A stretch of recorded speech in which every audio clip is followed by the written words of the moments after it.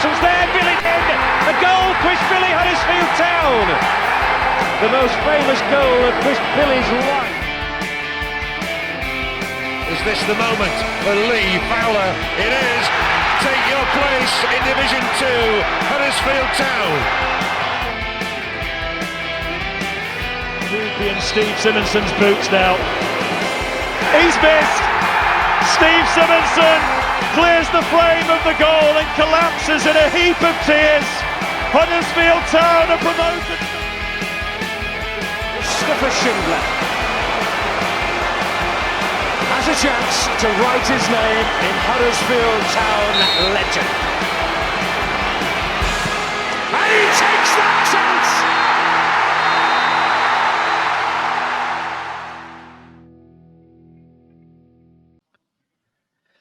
Hello and welcome to the Andy Takes That Chance podcast. Up for the cup? Not a bit of it. The Terriers flounder in front of a low turnout at the Tough Sheet Stadium. The turnout was so low you may have even noticed the shiny bald head of a certain Mr. Richard Kosmala in and amongst the town faithful. He returns to the pod this week, does the bear, to join myself and Killer to look back over yesterday's gloomy defeat to Bolton Wanderers. Killer, we did a drive-in reluctantly on Thursday, and we said if Town line up in the 4-2-3-1, doing the same things as they do, they'll lose the game. And lo and behold, they did the same things as what we said they shouldn't do, and they lost the game. I'm to the point now where I'm just like, what can you say anymore? What can you say? There's so much that you can say, but not about the actual football inside of it. It's dross, isn't it? It's just boring. I was driving back from Ayr on Saturday, and to be fair, they weren't selling tickets pay on the day, so you couldn't get in. You had to get a ticket in advance. So I couldn't have actually got out of the car had I wanted to. But driving past, I was relieved that I wasn't going. I was actually relieved for a few different reasons, but this was prior to seeing the lineups, which actually, Matt, I think it's probably the strongest 11 we could have put out, all things considered, or what Lee Grant thinks is the strongest 11 at that point. We'll get into that later because I don't necessarily think it is, as we mentioned in the driving, Matt. But I was just happy not to be going. I was actually happy not to be going, and that's very rare for me. I enjoy watching football, not just Town. I enjoy watching football, full stop. But watching this Town team is draining the life out of me. It is so boring. It's lacking any sort of hope. And there's fuck all bravery. I'm opening the swearing early today, Matt, because I think it's necessary to express how I feel about it. I just feel like the entire situation on Saturday. I'm amazed anyone went at all, to be fair, because it's a fair play for you making the trip over. But if I can't be bothered, and that does take a lot to get there, there's a lot of other people that can't be bothered, as you can see from the attendance on Saturday. But then what do you expect, Matt? We played Man City at home a few weeks ago, and we barely gave that a go. So when you've got an FA Cup game where you're not going to win, many of them anyway, against a team that put out a team stronger than I think most of us expected, just who cares? And it's really sad being like that. And I feel like I've been driven to that by this team. It's not that I don't want to care. It's that I've been forced not to care because of how bad it's been recently and how little hope there is. It's not even like you can say, well, we've just been unlucky here, we've just been unlucky there. It's a gradual decline into this kind of non-entity football that I've not seen for such a long time at Town. It's awful, Matt, isn't it? Cozzy, what did you think then when Lyndon Gooch is in midfield again after the failed experiment last week? I mean, young Dan Vost is on the bench. He was literally the only other option they could probably pick, apart from Ben Wiles. Maybe they could have picked either of those two, but in a two in front of a back four, is that what you want? The first half was just really poor, wasn't it? I mean, I had to listen to it. I didn't go. I listened to all of it. Thanks to Oggy and Matt Glennon for filling us in on everything. It was really strange how it wasn't available to watch anywhere. Usually, even overseas, viewers can see a game somehow, but the FA seemed to decide this year that all those games that were available on the FA player last year were not going to be available this year. So all we get is a minute and a half highlights, which is probably a small mercy, Cozzy, because you saw the full 90-minute. Oh, mate, just a strange day. Like that middle free-top, I can't beat a bottle for a long time, actually. So TK Maxx were right next to our away end. So I thought we were at quarter free. this is modern football, and having a build-up in TK Maxx looking for a new Apple Watch strap, thinking, if I get in on time, do I get in on time or not? But you know what? Well, funny, Matt. Obviously, I text you, but I'm like, I put FootMob on, which is my go-to app, and it had like Castledine in midfield. I thought, wow, he's not injured after all. Then I was looking, I text you, I'm like, Castledine. I'm like, what? You're on about it, dickhead. And then apparently that's the last 11 that we had. So honestly, FootMob, I don't know if you've got my go-to app now. It's like, sometimes when you get a weather app and you see, it's like pissing it down, but like it says it's like going to be dry for like a day, and that it's like you consider your future in the weather in the app game, don't you? But anyway, back to that. Yeah, Gooch, couldn't believe it. Obviously, we chucked off at half time, which we're kind of Grant admitting that. Well, obviously, I'm assuming it was. No, he went off injured, unfortunately. Oh, Did no. Gooch have to? Yeah. Another injury. Honestly, Matt, it was so sad. Like 20-3, I kind of went to the ground. There was no queuing to get in. But again, I thought it were odd that they couldn't pay on the day. Really strange decision. But Bolton fans were kind of not too asked, to be honest. We've got speaking to a couple like in around the ground and as well. But yeah, the atmosphere was strange. Like just massive gaps between fans and stuff like that as well. It wasn't like we were all kind of enclosed together and that as well. But to be fair, when I look around as 11, I thought, you know what, that's a good 11, is that? There's all concrete midfield again, Ledson and White. But yeah, poor. But the first half for me was Mikael Miller getting the ball so many times and so many times trying to into TK Maxx. It was just like the number of times he crossed it. And I know he's getting rusty and what have you. Haven't played for a while, but it was just getting laughable. Like he had so much room and space, and you're thinking, here we go. But yeah, the crosses were poor.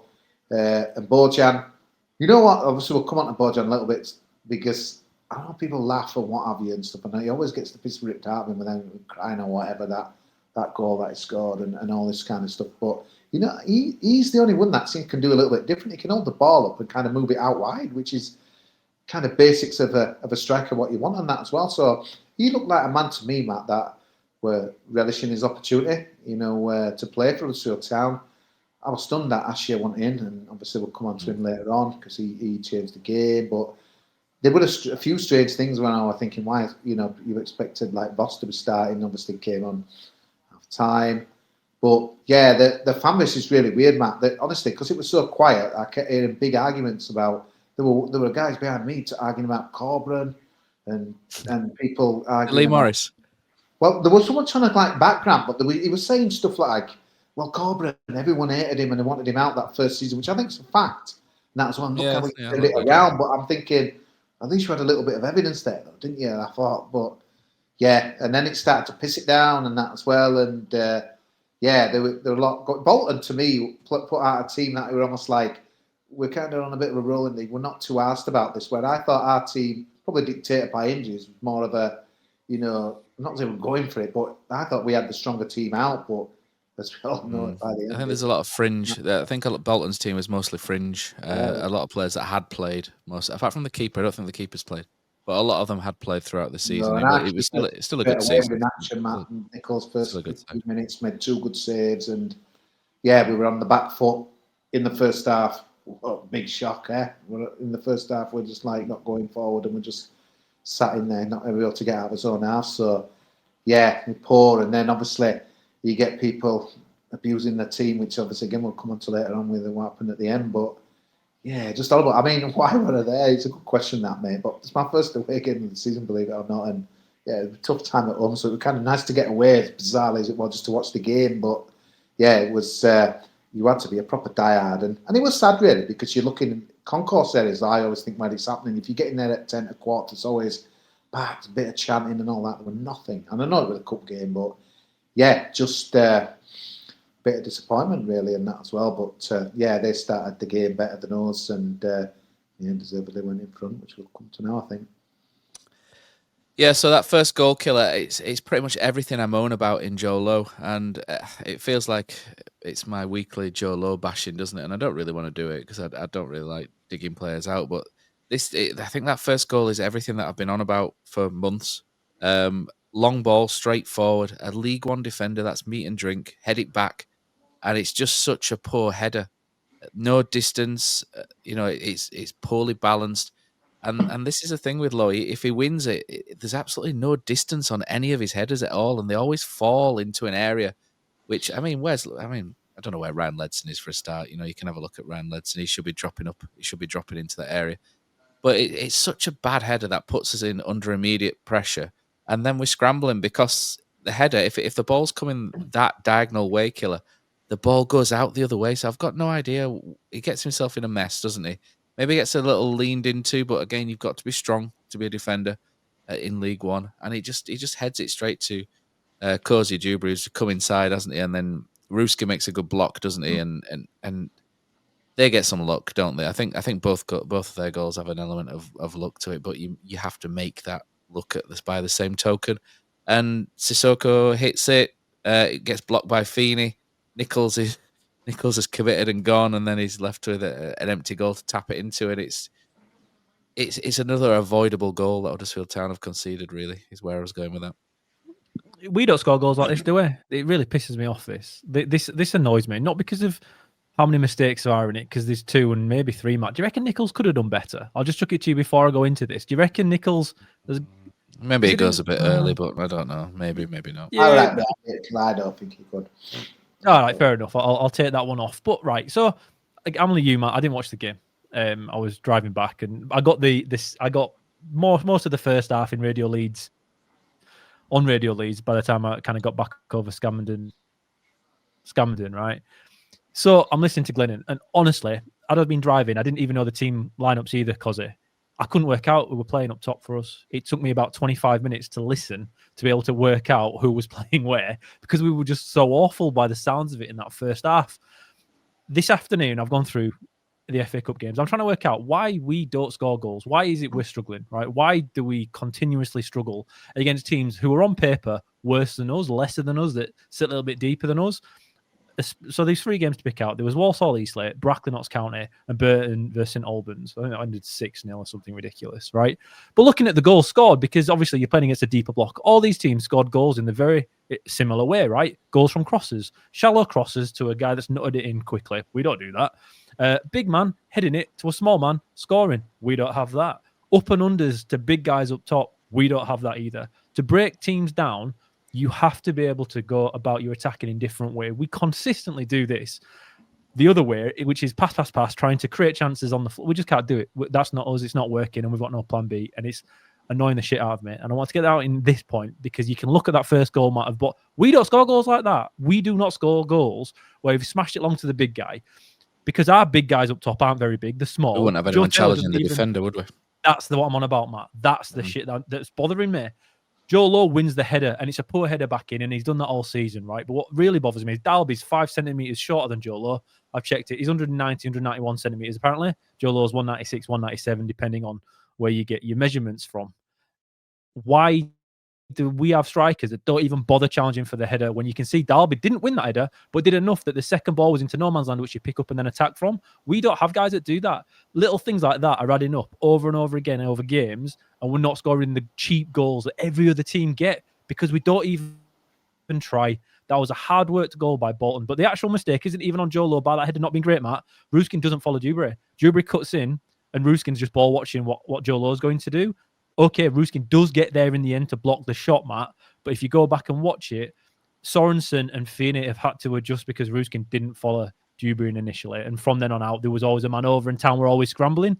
What really annoyed me then after that, though, Matt, Sorensen does well first off. He doesn't dive in. He stands up. He finds his Sissoko, tries to dummy. It doesn't really work. And then he's running straight at Sorensen, who's made a bollocks up there, and hasn't even bothered trying to get a foot on it. It was shocking defending from Sorensen. Poor positioning from Ruskin, and Joe Lowe heading it in his weak way that we've seen all season, Matt. It's just really, really poor. But I think you force those errors. You force those errors by going direct to a big guy and having a smaller guy who's fast and nippy, breaking the mold, coming inside rather than always sticking outside, and doing something different and causing problems, a little bit of chaos. We don't do it, Matt. We never do it. We'll never score goals like that. And that's what's frustrating me the most about this, because Kevin Nagle spoke on that diary, which we might go into later on. And he said something that really, really annoyed me. They were talking about Lee Grant and how, okay, we're in a valley at the moment and it's going to get better later on. But 6 minutes, 5 seconds into that video, and I don't like picking out single sentences. When he made his first point. Grant is flexible and open to change. He said Grant is flexible and open to change, and that's what I came to embrace about Lee. And now, I'm sorry, Nagel, when I'm watching the football side of it, I don't see enough change going on in the way we're attacking and the way we are not scoring goals. I just don't see enough of it for me personally. And it's getting really frustrating because every other team seems to do it. Every other team playing lesser opposition where they know they're going to have to try and break teams down, go about it in a different way, yet we still try and do it the same way over and over again when it's not working. It's doing my head in. It is doing my head in. But that goal typifies what I see that we can't do that everyone else seems to be able to do, Matt. I'll tell you what, Joe Lowe is not an upgrade on Pearson or Lees at this moment. No chance. There were people arguing that. There were all kinds of arguments breaking. This is what happens when you're doing shit, innit? People bitch to each other, argue. And I've seen sometimes people having a punch up, like when Tom back in the day. But yeah, there were a lot of big shit chat behind me, but I couldn't argue with that. Even, Tom Lees and Pearson were much more solid than what we've got now. I do feel sorry for our young centre-back and that as well, because it reminded me, I go on about it, that Grabber a bit when he were in our goals for against Luton, where get on with it, get it upfield, bloody upfield and all that. And I think he's a young centre-back, right? Just trying to pass the ball out, but because we're not doing well, everyone's just like, come on, get on with it. And it's some strange, but to be fair to him, he kept playing his game, which I do like in that as well. He looks like he's going to be a good player, as Josh Feeney, and I think he's been one of the stars, a bit much to say, but one of the bright points of a grim 3 months, really. Let's go into the second half then. And Towns equaliser is actually, and this is what's annoying, isn't it, Killer? Towns equaliser is actually a good goal. And we have to work so hard to score our goals, and it's so easy for the opposition to score theirs. And I think that's another reason why we're all a little bit flustered. But this goal owes a lot to how Lee Grant wants to use Marcus Harness. And Marcus Harness is quite pivotal here. He's the one who holds the ball up. He's the one who cuts inside and then plays that ball to Ruskin. And that's what he's been trying to get Harness to do all season. And this is where Ruskin is really good on the overlap, coming in. And this is why he's not particularly a winger, because he's better at those runs from deep. And this is why I've been saying play wingbacks for the last month or so. The ball gets played to Harness. Ruskin goes on that overlap, pings it, and Harness pings it really nicely to him. It's a great ball, and the keeper's made a little bit of a hash of it. Maybe when we say, their goals are a little bit weak, maybe they'll say that, yours is crap as well, because our keeper comes flying out.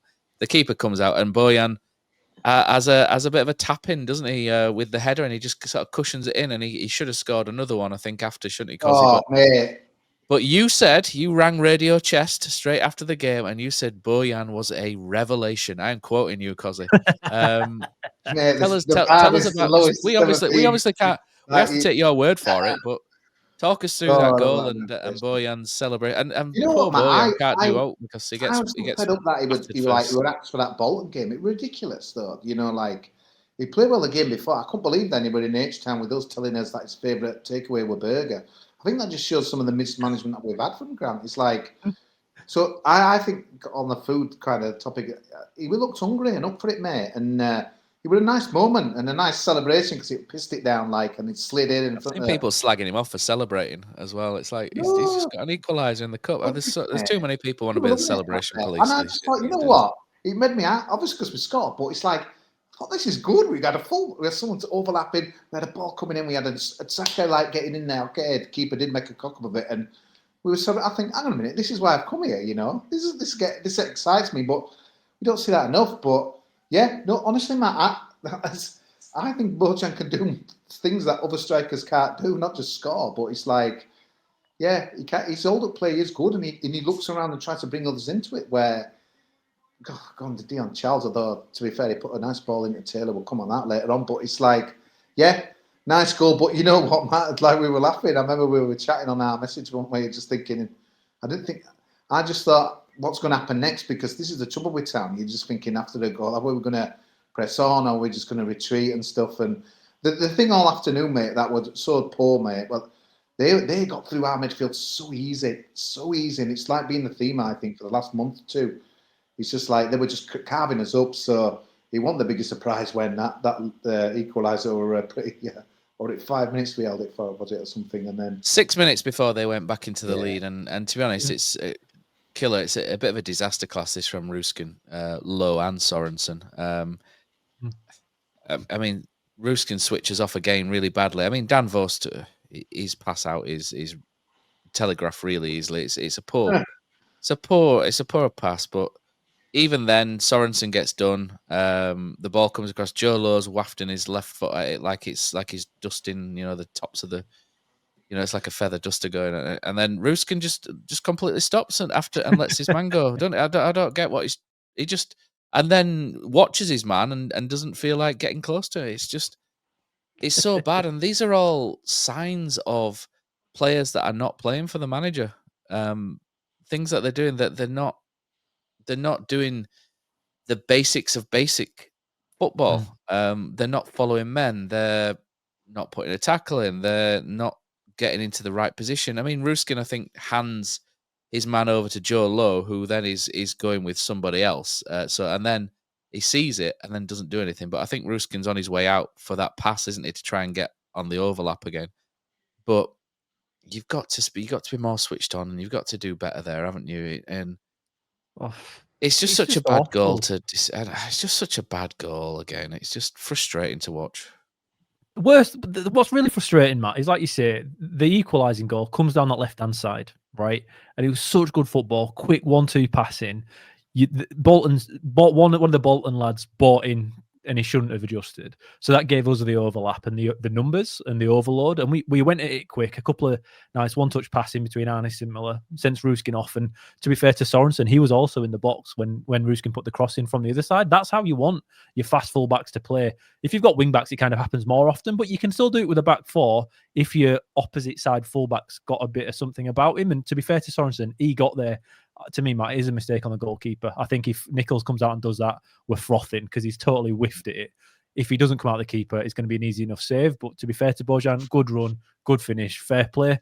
And like you say, he's probably going to have to start against, well, not Mansfield Tuesday, but going into Saturday because May won't be playing again. So I think he's earned the right to start Bojan just on the basics of he can score. Nobody else seems to be able to at the moment, Matt. But just when those three guys have done something really good down the left-hand side, again, Dewberry goes off, and I do think this is important here. I think we switched off a bit. We've thought, right, main man's gone off. They're going to be a little bit, and you just switch off. You've got a new guy on that side, and okay, the goal doesn't come directly from the right hand side. We did regain the ball, but we never reset. Ruskin never reset, Matt. He's totally switched off. He's totally out of position. Never quite got there, and unfortunately, like you say, it scrambled back into the goal.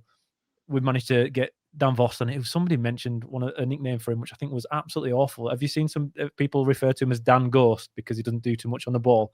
I thought that was very unfair because I think he's actually been really of the youngsters that have stepped up. To me, even Ashley, I think Dan Voss has been the better of them all, and going forward can offer more at the moment in the first 11 than the other guys. I know Ashley is a little bit different because he's a creative, direct player up top, and we are missing that. But I think Voss has been good. It's just unfortunate. But what actually does happen there, Matt, is Marcus Harness screams for the ball. He screams for the ball. Voss has barely looked up and tried to play it in. It's a poor pass because Bojan ends up being the closest guy to it. And obviously Bolton ran away with it. And it's just another catalogue of jokey footing attempts to try and get it away from the goal. It's just a team. It is, Matt. But like you say, the thing that gets me with this is that people are making so many individual mistakes. People are saying, well, players should be better than that. Players should be better than that. But to me, Matt, I'm sorry. When you see such a lack of effort on the touchline, and now I can't say this is exactly what happened on Saturday, because he's going to have to step in on this one. But up until now, Lee Grant is quite inanimate when he's on the side. He doesn't really get into the game, doesn't really shout at everybody too much. I honestly think that really helps players in these situations. They do have problems with switching off, with not tracking the man. That's when you want somebody, or you need somebody screaming at them. We don't have leaders on the pitch. Ryan Ledson is not a guy that seems to scream and do that. Alpha Mid does, but he takes it too far quite often and falls out with people. I genuinely think we need people on the sideline helping us, screaming at them to try and keep focus. And I know people will say, the professional footballers, they shouldn't need that. They do, because that's the difference between winning and losing in this division. If you go around and see all the managers that overperform for 20 years, none of them sit down and do nothing. None of them stand there quietly and just watch. They're all screaming, shouting, making adjustments.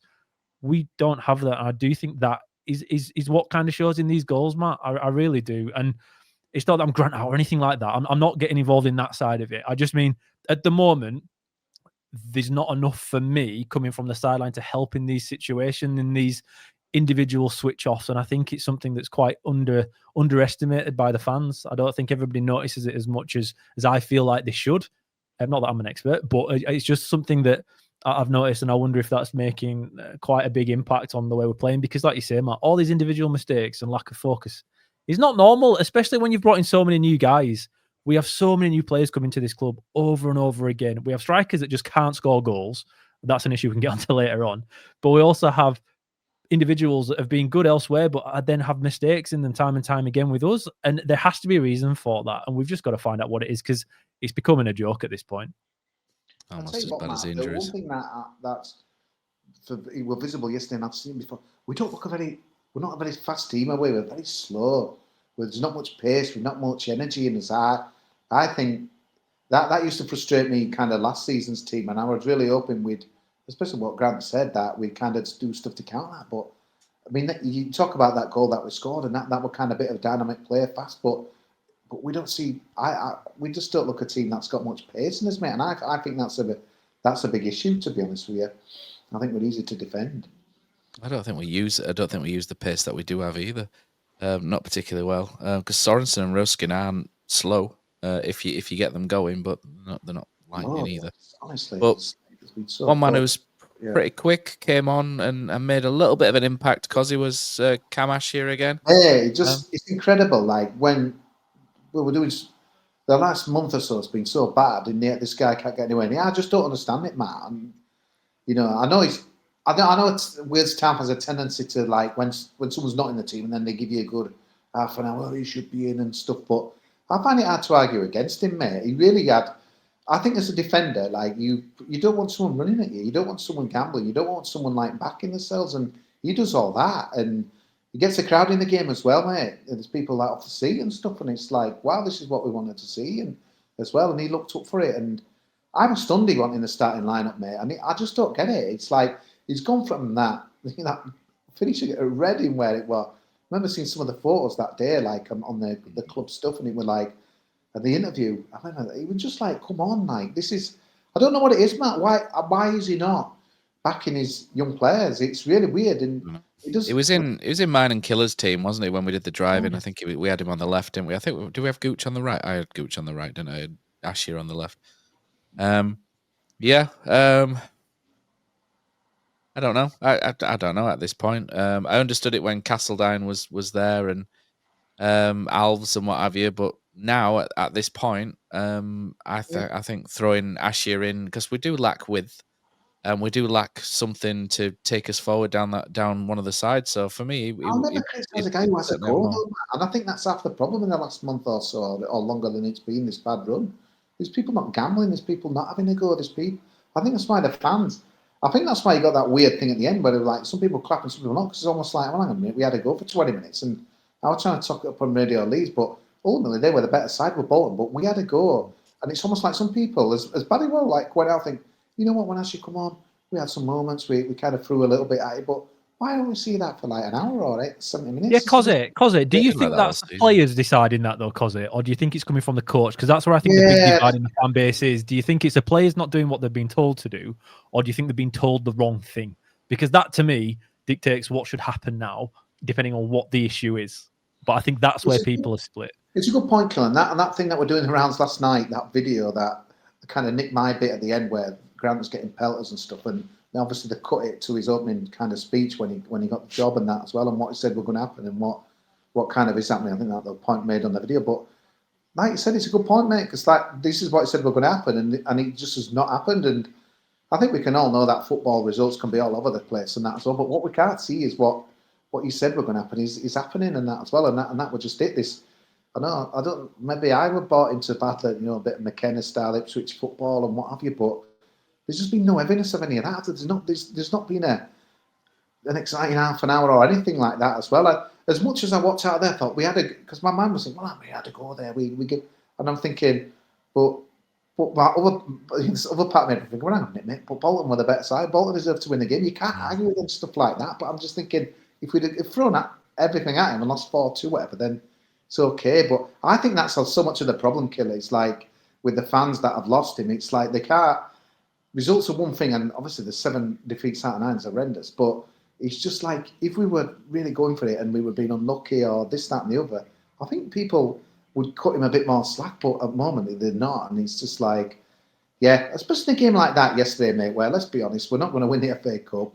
Sorry to shock everybody, but like, so you're thinking, okay, let's be daring, and especially with what happened the week before. I was surprised that we kind of went in again with the same kind of back foot methodology when Bolton had really kind of not thrown the game, but 7 changes.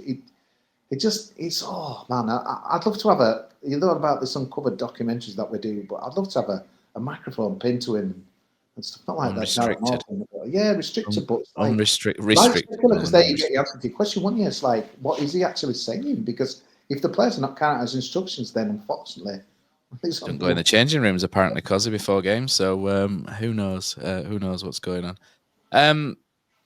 I can't be bothered talking about that. Let's finish the game. Joe Taylor, what was happening at the end, Cozzy? The thing at the end, there was 2 things. Dion Charles came on and did his usual nothing apart from thread a ball through to Joe Taylor, who I think this was half the problem where it kind of kicked off at the end. But Taylor came on, he looked a bit pissed off to be coming on, like he probably would be like 86 minutes. Like, well, hang on a minute, you know, I'm coming on now, man. And like, well, all he had to do was get a touch, an half decent control, and he were 1-on-1 with the keeper, but he were awful in there, and he went out for a goal kick. So then he got a lot of stick because his kind of body language looked bad there and stuff, and I think that kind of spiralled at the end. And then obviously that Radulovic thing were unbelievable. The keeper dropped it. I don't know if it showed it in the highlights that's been posted, but unbelievable, mate. He dropped it.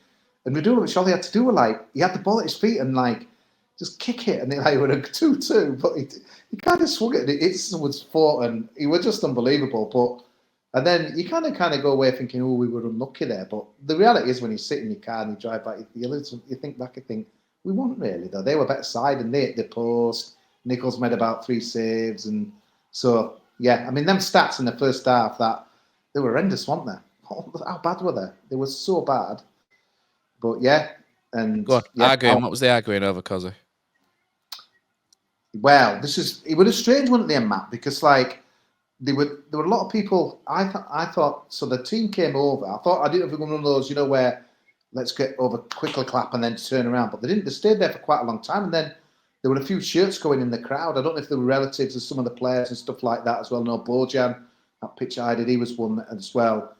But then Joe Taylor, so it looked like they kind of, I can't remember a couple of people. I think Matt Arness might have put his shirt in there or someone else. But then Joe Taylor, all of a sudden, like when everyone else was walking off, he just stormed on. And then there were a few people kind of running towards there and that as well. And he kind of went in there for quite a bit, and there were people effing and jeffing him in that as well. But someone said to me that he was just trying to give his shirt to someone. But then someone else said that someone had looked like it had spat at him from afar, I think it was. So like he was wanting it out with this individual, and obviously if it happened. But then Sorensen probably did his best bit of what he's done all game. He kind of got him out of there because they were getting nasty. Because like there were people that were going out like wanting a bit of aggro and that as well. And obviously you can imagine the video that video I did quite tame and that as well. But I just thought it just shows where we're at as a club. And we're ironic, Plymouth there were a Plymouth video doing around yesterday. Didn't they get knocked out of the cup as well? So you've got that game next Saturday. It's El Sakiko, I think people are calling it out there, but cleverly in Grant. But yeah, it would just. I think it would a bit like there were a lot of them like hands up like when May got sent off. It was almost like sorry we're out of the cup and stuff. But they did stay there for ages, did the team, and I thought it was a bit of an odd thing. But again, then if they storm off like you've said, Matt, they'll just get loads of shit. But yeah, if he was kind of spat, obviously not near, but from afar, then it's disgusting, and you don't want to see that and stuff. But it was a strange one. I'll tell you what, if you wanted a green shirt and save yourself, what is it, 80 quid or whatever, you could have got one plenty yesterday. They were going in, but. Yeah, it's hard, isn't it, mate? Because I was chatting to a few people who at the women's game today who kind of saw some of the footage and they were saying that's the last thing the lads need that. And it's awkward because, I mean, say you paid your money, only £10, but you've been there and it's like some people were just getting on the backs for everything. Like, you know, like it is after 5 minutes, 10 minutes, come on, let's effing this and that. There were a lot of people who stayed in the concourse, didn't come out second half and then just come back to like shout abuse for 20 minutes and stuff. So we've seen it all before, haven't we? Like when the times are tough at town that, if you want encouragement and people kind of to back you, you're not really getting that. And Grant stayed there for a long time, which was strange because like the last game, he would kind of quick clap, get abused, and then walk off. But it's awful, mate. What an awful! It's just so toxic at the moment. It's just so sad. And I think Nagel and Carmichael were there, weren't they, in the director's box or whatever and stuff like that as well. But we did the same as we've done already. We've lost another game. Didn't really gamble giving many players a go, and we're rolling. I don't know what this Mansfield game means on Tuesday night, but Jesus, that Plymouth game is looking well. I surely can't survive that, can he? If we lose that, can he? I don't know, but what we'll do anyway. So enough waffling from us. Let's check my voicemail, Cozzy, because I think the TTC squad have been sending a few voicemails. So I think what we'll do is we'll press that shiny red button and we'll see what's coming in. Hello, there is no one here to take your call, so for your convenience, we have answered it automatically. Now don't hang up. When you hear the tone, leave your name and a brief message, and we will contact you upon our return. What's up, guys? Aiden here. Another loss for Town. Not really surprising, is it?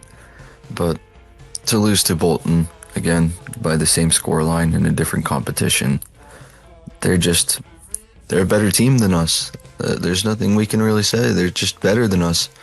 And I think a lot of teams are better than us in this league, and it just so happened that we drew a League One team in the FA Cup. This could have been much worse. This could have been, another Tamworth or something, or some lower league side that just pulls one over on us because they have more heart than us. I wouldn't have doubted that result happening either if we had drawn somebody else, but instead we just drew Bolton and we let them beat us again. Same formation that Grant always uses. Nothing really different. It's just sad to watch, isn't it? Good evening, John McNamara, Northern Ireland's most handsome man here. Huddersfield Town 1, Bolton 2. Didn't watch the game again. Didn't watch last week, and I'm telling you, it's fantastic not to watch Huddersfield Town. You only get like 10% of the anger that you would get if you watched the entire match when the result filters through. But just sending in a voice note to say that's a 54th loss in 120 games for Kevin Nargul, and we've won bugger all games under him as well. We've got a relegation, and the club is a total mess from top to bottom. Yeah, he's bought the stadium and he's got a ball spiral and stuff. Yeah, that's great. But honestly, this man is one of the worst chairmen that we've had in my lifetime. I include people like Ken Davey in this, and we've seen this story before. We know what happens when a mad foreign chairman comes in, doesn't know what they're doing, they ruin a football club. In a couple of years' time, we could well be doing a Sheffield Wednesday. So I'm just here to say Kevin Nargul out, and I'm never going to stop saying that until the man finally gets out of our club and stops ruining it. All right, thanks. All the hairy chest. Bye-bye. Hi, Dean here. Dean Smith, not that Dean Smith. Positives from yesterday. Parked straight up outside the away end. Made a quick exit. Made it back to Notts in an hour and a half. Pretty decent. Normally takes me same coming back from Huddersfield, so pretty good. Chicken bolty pie was really good. Boyan's celebration was comedy genius, and Ruskin was decent. Negatives. I had an absolute numpty sat behind me who constantly shouted, "Come on, Town," every 5 seconds. It was really like Chinese torture. When actually questioned about said shouting, his response was, "Well, you can't have an opinion as you never shout." Makes sense to me. Ben Miles looking to get marked when we have the ball. Never seen anything like it from a midfielder. Surely a midfielder's job is to look for space when we have the ball. He was looking to stand next to players. It was bizarre. The only lager they served was Coors Light. Onto the fans. The fans were so disengaged, it was scary. Not 1 foot given when we scored. Not really bothered when they scored either. Honestly, the fans and the club are miles apart. I could go on to tactics, but I really can't be asked to talk about them. Much like 90% of the team, minus probably Ruskin and Nichols, the rest of them don't give a fucking shit. Up to town. Ta-ra. Alex from Wakefield again. I haven't kept track of the game all evening, or all afternoon, shall I say. Went to Billy Bob's over in Skipton with the family instead and had a much better afternoon. Seen the score, not surprised. What else is there to say? Have a good evening, lads. I'm off for a beer. The mailbox is full and cannot accept any messages at this time. Goodbye. There we go. I tell you what, Billy Bob's is very good unless you're lactose intolerant, and then it's, I'm not having that. Nah, we're deleting that. Alex shouldn't have been it. Nah, it's Alex that one at Wakefield. Hang on. There's a conflict of interest there. He doesn't serve my ice creams, so I don't think we should have had that in. Fair enough. Killer's having a little sulk, but and the milky stuff, it's pretty good. I'll be good. Just on those, we on the voicemail stuff on this podcast, we don't really want to censor anybody. Just because we play it doesn't mean we agree with it. So if anybody wants to sue us, not happening. Basically, because we if you've got an opinion, we'll play it. Doesn't mean we agree with it. Doesn't mean we disagree with it. But we do like to hear them either way. So thanks for everybody who's sent that in. Let's move on to Kevin Nagel's video. So every time Kevin comes over, he does do a video of sorts, and he started doing them more with the official club, which he did last time when he came over in the summer as well, which is better, I feel, than kind of been sat in a garage doing a diary kind of thing. So it is better.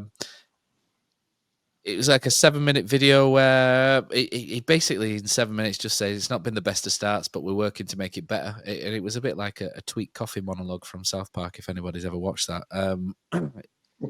You don't get loads out of them, I'll be honest. I got kind of more, and I kind of got irritated a little bit by what Lee Grant said on Radio Leeds, whereby he said he'd had a meeting with Kevin Nagel.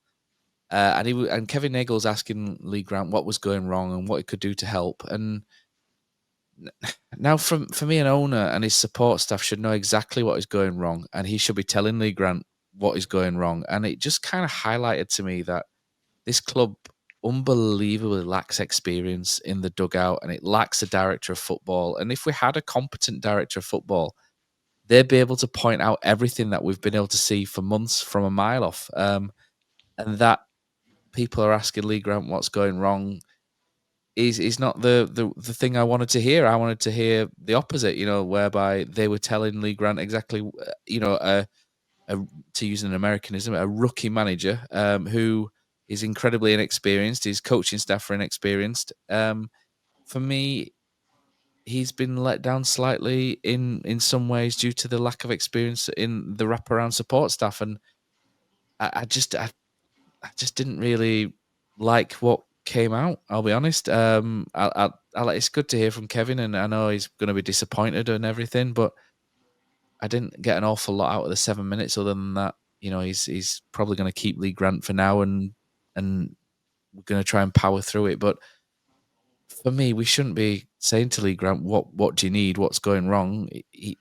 People should know what's going wrong, and they should be telling Lee Grant what's going wrong and getting him to alter things. And I don't know, Killer, maybe it's just a whinge for whinge's sake, but it just felt like he basically has way too much autonomy for someone who's never managed a game of football before he came here. He's at goal man, isn't he? Lee Grant couldn't have got a better job. I genuinely don't think he could have. Or, do you know what? That's probably wrong, but like you say, autonomy-wise, he couldn't have got a job with more of a bigger purview than what he's been given. And it hasn't necessarily been earned in the traditional way, has it? In that he was only a first-team coach at Ipswich, and it has got it off the back of there, or off the back of being able to speak very well. We spoke when he was appointed that you can see how he'd have sounded really professional and very American in his interviews and would have appealed to Kevin Nagel. But I'm with you, Matt. I think it's ridiculous how little support there is for him. And that isn't just his design, or if it is his design, there should be somebody above him telling him that shouldn't be the way it is. And you've got somebody with experience there. Is it Bridge Wilkinson? He's the most experienced guy we've got on the bench when it comes to coaching. Possibly, I'm yeah, guessing. but not at first team level.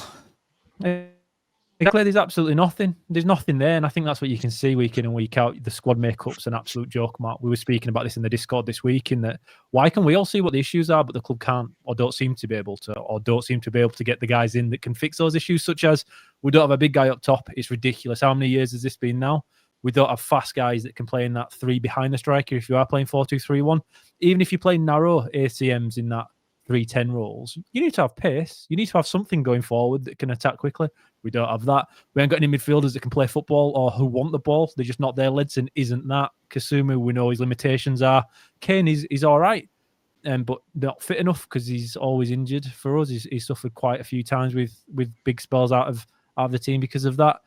There's so many issues in here, and like you say, Matt, any competent director of football would have picked up on this more or less straight away, but we don't have it. We haven't had it, and as it appears as of today, we're not looking for it. And I find it mental. I find it ridiculous that this is the case. That again, it seems very obvious to a lot of people. And okay, we aren't the experts, but I think if you ask across the field, such as Alan Nixon, other people think the same way too, but we don't. And the people at the club who don't think we need it or haven't needed it up until now don't have much experience themselves either. It's somewhat the blind leading the blind in that regard. And I find it pretty strange. And I just do wonder if it will change shortly, if they are learning, because again, everything's a journey when you have a new owner in football. They have to learn just as a new coach does, and eventually they make changes. That's to be discussed, I guess. But there's just so little visible change that we see to the back end of things that it's becoming something of a lost cause for Town fans. I feel like that's where the real issues are sitting in, and we can look at how many people in the stadium against Bolton on that Thursday night. And okay, it's a Thursday night game, but the attendance wasn't great anyway. Plymouth will be a good test to that, won't it, to see how many people we get in there. Is it going to be? I just don't know anymore. It seems strange. But you, Matt, the video was very somber. It was very somber. It was the music, wasn't it? It was the music in the background. The music was good. There was a sepia tone, so it made it feel a little bit more grim, a bit more real, a bit more gritty, a bit more.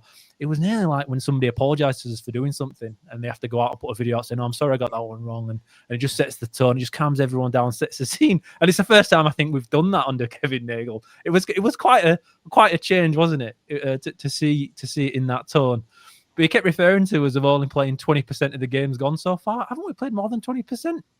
We've got to have played more than 20%. We've played a third, haven't we? So that's at least 33. How long's the cup runs he's expecting? But I think the thing I've taken from that and from what Lee Grant has said this week and the team selected for Saturday, because I do think that's the strongest 11 we could have put out. I don't think Lee Grant fancies Joe Taylor at the moment. I think he thinks Bojan Radulovic offers more up top. And I think Lee Grant put out his strongest team because there's been a bit of a riot act red. He spoke about it being a really key point of the season that we've got 3 games in 7 days. And by the end of those 7 days, we all know we could be out of 2 cups, one that we can't win, of course, in the FA Cup. The Virtue Trophy that we spoke about prior to the season, wanting to do well in it. If we don't win against Mansfield, we might not go through. A draw's probably going to be enough if we win on penalties. We can get onto this later on if we are doing a little bit of a preview. But then you've got Plymouth on Saturday, and if you lose that, then you're losing touch with the playoffs as well. It's such a big week for Town, and I feel like he's had to put his first team out on Saturday because Kevin Nagel's here, and I think there has been talks. So it's not just about what they say in a video and what they say in interviews. I think looking at that starting lineup Saturday, I think you can read quite a lot into where the club is at the moment and how we need to start winning games right now. That's what Kevin Nagel spoke about. We're in a valley, we're in a down cycle, but we play the long game, and we're pretty sure we'll pull out of it. And he backs Lee Grant to do that at the moment. We didn't see it Saturday. I don't think Tuesday matters as much, but maybe it does for Lee Grant because, like I said, if Nagel wants the win and wants to have a trophy, that's the best shot I think we've got this season. We'll find out a lot more in the next few days. I think in terms of the Mansfield game, I don't think it matters if we win, but if we lose, it will. It's going to be one of those, isn't it? I think that's the headspace of where everyone is. Cozzy, you didn't really get. I don't suppose you got a million. You're shaking your head. I don't think you got a massive amount from that video. Not did you? really, mate. Obviously, I think it says it all. I mean, I watched it just an hour before we come on air, and I think if there was something good to come out of it or something like big, we'd have heard about it before, or there'd been a shitstorm on social media, whatever. So I expected it, but yeah, it would hurt him. But if you want, you'd be a bit more worried, wouldn't you, than that as well. But it's and we all know it cares. We all know it cares. yeah, we all know it cares. But I mean, you kind of felt a bit Hollywood style, Netflixy, which seems to be the way we're going with a lot of this stuff now and that as well. But yeah, it's the players that have got to do it, though, isn't it? Like, so, you know, I know it cut into a lot of the stuff in the stadium and that as well. I mean, I don't know if we're going to mention the ATT stuff, but you know what? You've got to laugh in it. It's such a shit time for the club. But that thing on the agenda where it said, I think was it iFollow was showing the result of when you were watching the game abroad. I'm just thinking, you know what? If we could have that now, we could save ourselves all this pay cut over in the UK. How good would that be? Yeah, but I'll tell you what, Cosy, that ruined my life for years, that shit, right? Because obviously I was in Australia at that point and we were winning games. It was fantastic. We were going the right direction.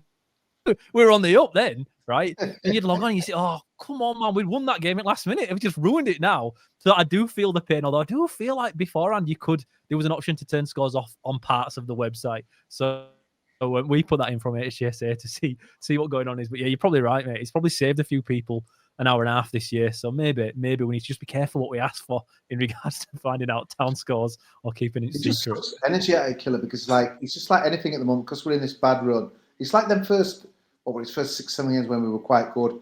The club could have posted anything about Black History Awareness Month, you know, any of the stuff that we do, you know, off the pitch, and everyone's like love arts, and it gets like all the likes. Now, I knew it today when we were kind of previewing the women game. You get people steaming in about, oh, it'd be good to see a team that wins, and can't we get him as the manager? It's just we've seen it all before over the years, haven't we? And that as well. It's just a fact, innit? I think. Like a lot of the stuff that ATT were all well and good on it off the pitch and that as well, but it's just that's the beauty of football, isn't it? You can't control what happens on the pitch. Why we love it, like why we hate it as well. But yeah, I think that hotel thing. I know it gets mocked, but I think it's long overdue for Huddersfield as well. I think it'd be popular, and I think a lot of people would kind of fill it. I don't at all. I don't think there's any need for a hotel there. But we'll move on because I want to do this very, very quickly. It's gonna be Cosy against the world.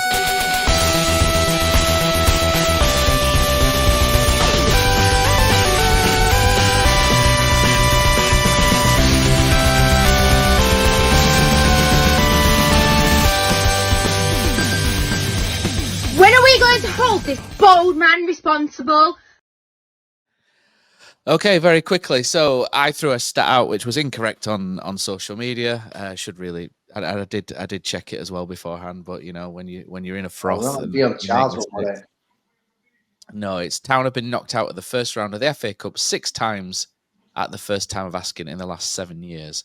Can you name in the last 7 years? You can work together on this one. It's not really Cosy versus the world, but can you one by one tell me the last 7 teams to knock Huddersfield Town out of the FA Cup? Preston was 2023. Tamworth was last year with Tommy Tonks and his massive throw-in. Bolton, obviously, this year. Man City. Nope. What, sorry? Third, when we bombed out after one round? Oh, sorry, yeah, Man City were... A couple of years ago. Yep. Yeah. Brody Spencer's debut one. His second debut for us, was it, when he came back after we recalled him? Plymouth? How many have we got to go out here? Yep, Plymouth is 2021, yep.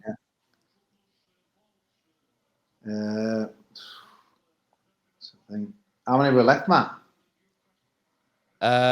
You've just got 2 left now.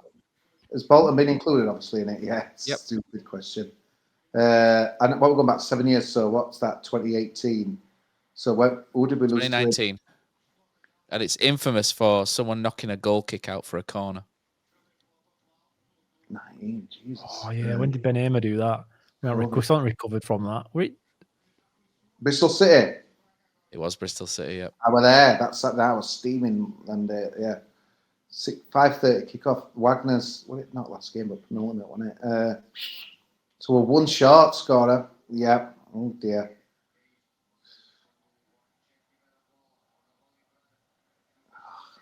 Is it Cambridge? No. 2020 was Southampton. And Forest obviously knocked us out in 2022. That was the only time we've actually advanced past the first time. Good effort, though, wasn't it? Not bad. There we go. Not too bad, boys. Not too bad. Let's go back to Killer's colours. Right, moving on very quickly. ATT, are we allowed to talk about the actual notes or just the club amended notes, Killer, these days? Well, to be fair, I wasn't actually there. They moved it forward. Kevin, it's fine. I've got it sorted, man. It's fine. Kevin Nagel, obviously, it was going to be this week before the Mansfield game. Yet I think they got rattled. I would go in and they moved it forward a week, and Kevin Nagel turned up, so I couldn't go this week. Nick went instead from Town Social with Jim Chisholm, who obviously it was quite a stadium-heavy ATT meeting, as that's the biggest thing going on at the moment and for the future.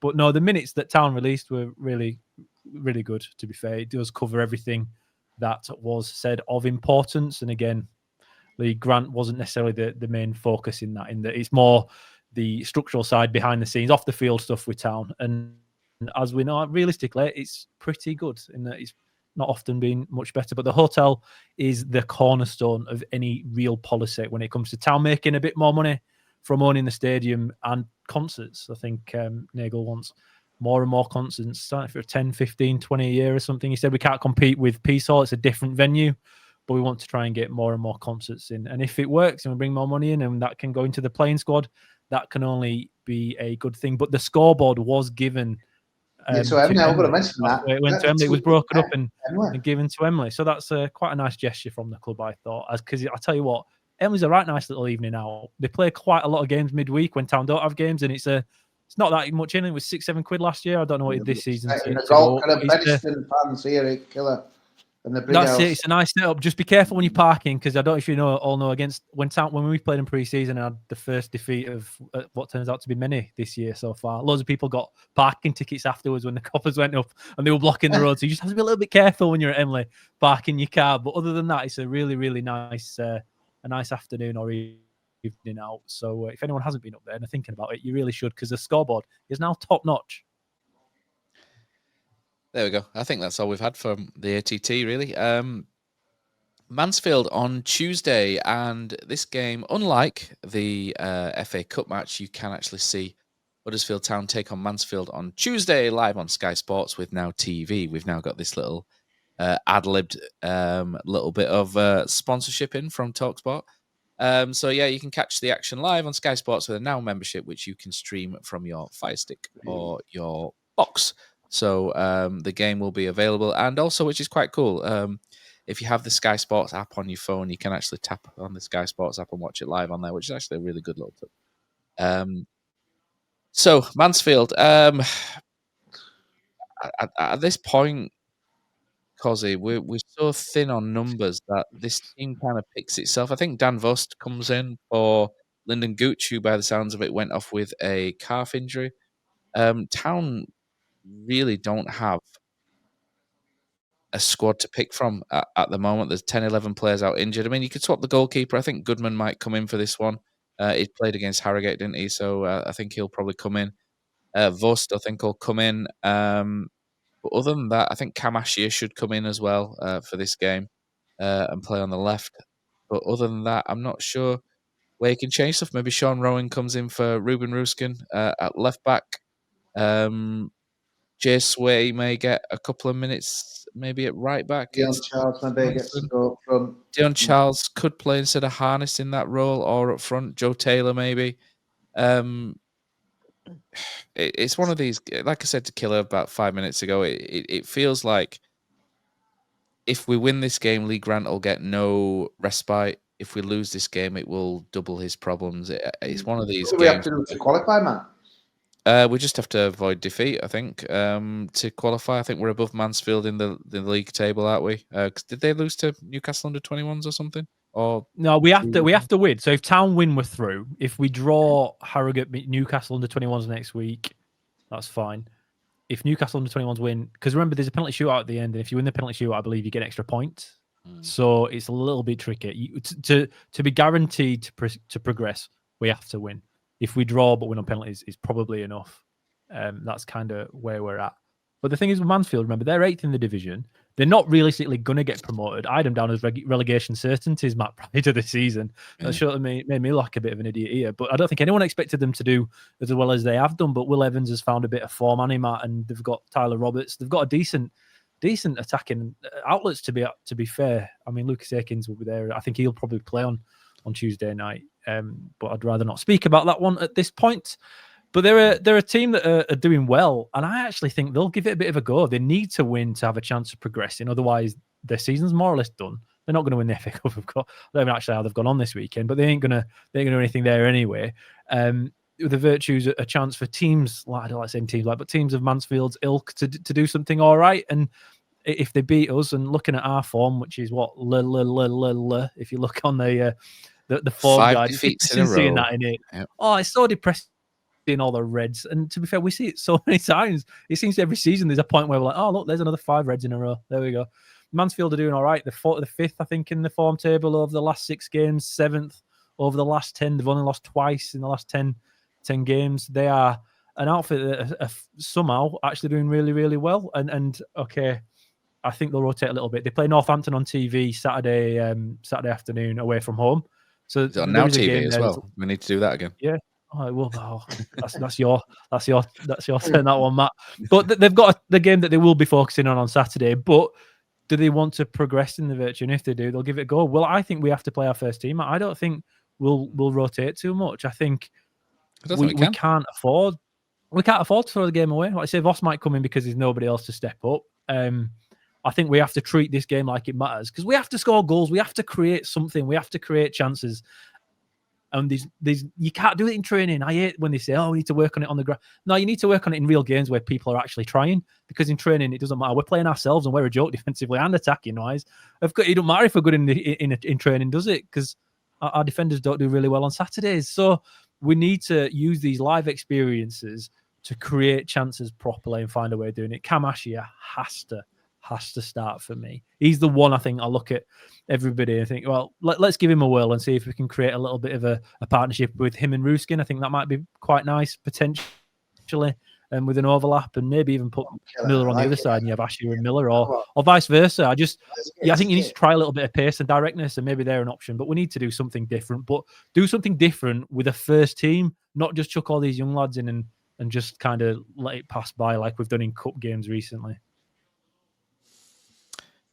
Yeah. Predictions then for this one, I think. Prediction, hardly anyone in the ground. I'll tell you what, they thought about Dyads going to Bolton. What about on Tuesday? Got me off your head, haven't you? You know what, Matt? I totally agree. I don't think it'll have any relevance whatsoever, even if we win 8-0, lose 8-0. Saturday is looming massively, and 2 so badly underperforming teams. But on Tuesday, honestly, I'm not asked. I'm really not asked, which is not good for their podcast. But I don't know, mate. 2-1 Town. Do you think Nagel will be asked though, Cozzy? This is where I'm at with it. I don't think I'm not bothered either, but I think Nagel will be. Therefore, Grant will be, and that's why I'm expecting. Will it really give us any confidence, Killer, if we win? No, I just don't think it'll make us. I don't think it would as fans, but I don't think what we think matters anymore. No. Joe Taylor's still on the bench at 86 minutes when you're trailing a game. Actually has a good game, then maybe it does, but but like the Virtu Trophy is just like listing the priorities is down. But honestly, I just can't believe I just can't believe how it's all gone. It's unbelievable, isn't it? It's incredible. It's so destroying, man. I've never known apathy like it for a long time, and we've seen some apathy in the past, but it's like that mailbox, that thing that we just had there before, it just summed it up, didn't it? That message board. It's so sad, isn't it? It's so sad. There's some froth, but I'll tell you what's going quite well if you're associated with Huddersfield Town at the minute, Cozzy, and that is Huddersfield Town women. Hey. They've gone 1 point off the top of the league with a 4-1 win over Wythenshawe today. Louise Biggins has scored a hat-trick, and Hannah Burgess opened the scoring. Kate Mallin in her 601st game for Town women. Could she do a Peter Clark and do 1,000? She's created 3. A hat-trick of assist. Cozzy, you were there? I was there, mate. We're funny because she got a presentation of her shirt before the game, and it was announced when she started her career. And Molly Purford was like my one of my best friends' daughters. She wasn't even born when Kate were starting to play. But yeah, they were really good, man. They're really aggressive. I was really impressed. They kind of bullied Chester Street today, and they were well worth the victory and that as well. And I think what's good is the brilliantly named Cheadle Town Stingers. They dropped 5 points in the last 2 games, so it's really tightened it up at the top. They've got some big games. They've got Cheadle in the cup next week. They've got Leeds again in another cup. That should be good. And then back end of the month, they've got, I think, Withenshaw, who are kind of up there as well. But they were really good, Matt. They played really well. There's a few people still missing, which hopefully they'll get back as well. But yeah, it was good to watch. But as we were talking before we started, Saul, wow, I took my dad up there and he had a nice hat and a nice jacket, but even the wind were just biting through. But no, it was good. They were good today. They're good, aggressive team, and yeah, they're improving week by week. So much we can't say about the men. So yeah, I hope some people get up there and give them a chance. But the fixtures are really weird, Matt. I think they played like 5 out of the last 6 at home, and then I think now 3 out of the next 4 are away. For the I think they play Leeds at the end of the month in the cup. But yeah, no, good mate, good win, and it restored my faith in the old Bradshaw Town. It's good to see. Yeah, sorry, I said Withenshaw. I was looking at the wrong column. Sorry, it was Chesterley Street, wasn't it, that they played? Yeah, it's Withenshaw who they've gone 1 point behind in the league, isn't it? As well as Cheadle Town. One goes up, Matt, and then the next one, like your second one is in like in the playoff as well. But yeah, no, women's football, mate, it's on the up. I don't normally watch it on a Sunday, but Sky obviously cover all the women's WPL games, don't they? And WSL, sorry. And they do. You can pick out all your games and that as well, so I think it's really good. But yeah, when I went in Germany, I went to a German Bundesliga game, and that's all. That were good. And yeah, I know there's some people just slag it, which is frustrating. But I honestly think the next 10 years it go from strength to strength, and I think that was one thing that was touched on in the Nagel kind of video, wasn't it? Just the kind of the investment in the women's team. And you know what, Matt? It's just something as simple as just having the kit. You know, because like for years, when Molly played for like Ulster Town, like juniors before, they didn't even have the same badges and stuff for the first team, and I'm just thinking that was so bad. But yeah, so there is good stuff happening up there and that as well. We can't all. Obviously, people want the men's team to do really well, but the women's team, and there's a bit of a buzz down there. So fingers crossed in a big month coming up that they can still keep winning.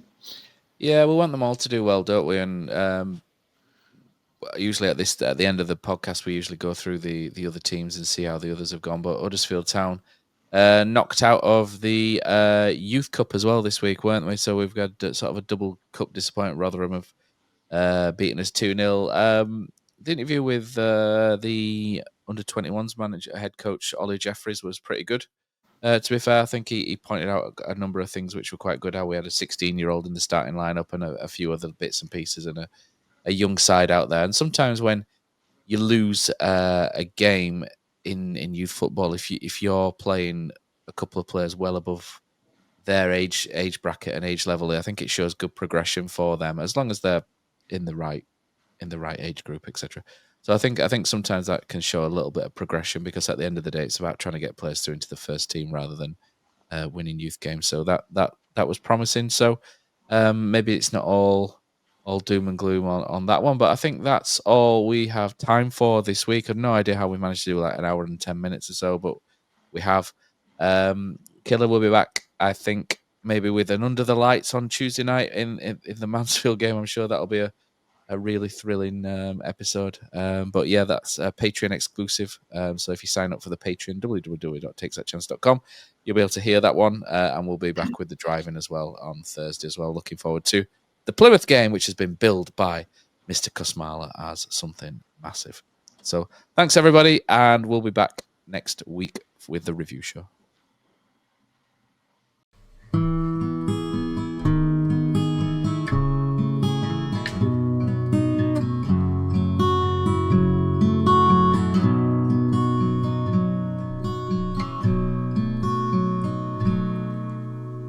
There's a team that is dear to its followers. The colours are bright blue and white. They're a team of renown, and they're the pride of the town. And the game of football is their delight. And all the while upon the field of play, Thousands loudly cheer them on the way. Often you can hear them say, who can beat the town today? And then the bells will ring so merrily, and every goal shall be a memory. So town, play up and bring that cup back to Huddersfield. So town, play up and bring the cup back to Huddersfield.